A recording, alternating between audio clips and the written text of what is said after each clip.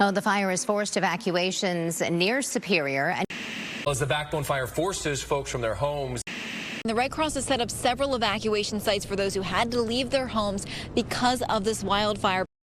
When preparing for a disaster or simply the unexpected, remember to include your family pets in your survival plans. We frequently talk to people about the 3 Ps. The first one being plan.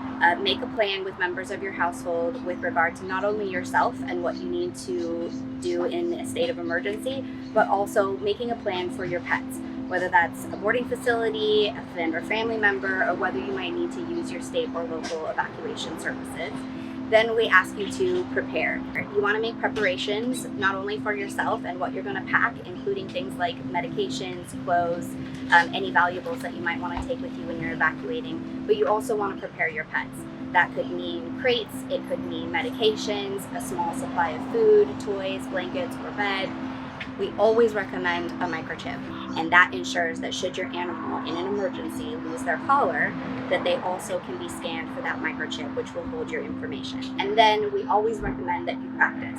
It might seem silly, but when you are required to evacuate during a time of emergency, it can be very scary. So by practicing your evacuation, that means that you make sure that you're getting your dogs into their harnesses, you're doing practice car rides, you are practicing putting your cats into carriers or your critters into carriers so that it's less scary for them. So we always recommend that you do a little bit of practice so that you're ready should the worst occur and you're required to evacuate.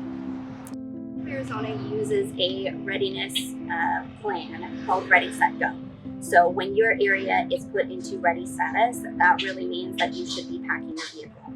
If you get moved into set status, we highly recommend that people consider evacuating at that time, and certainly at go status, you need to move out as quickly as possible. When our neighborhood, which is Kachina Village, got the set order, you could just see people flying home from work, and the gas station down below was really busy, and because everybody was like, okay, this could be really bad.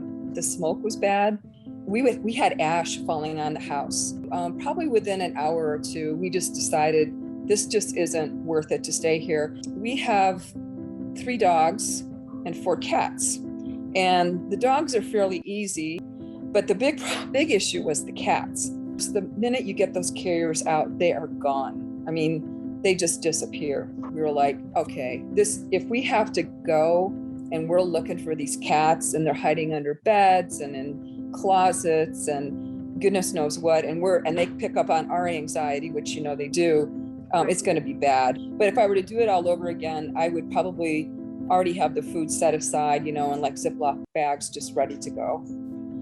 Another thing we would encourage you to take with you if you are planning to evacuate your pets is make sure that you have records for any of their vaccination history, any specialty medication that it might be on, because if it became necessary for you to leave your animals at a disaster shelter like the Arizona Humane Societies, where we have a veterinarian that would be able to care for your pets, it's good to know a little bit of their medical history, what kinds of concerns they might have, what medications they're on, all of those things.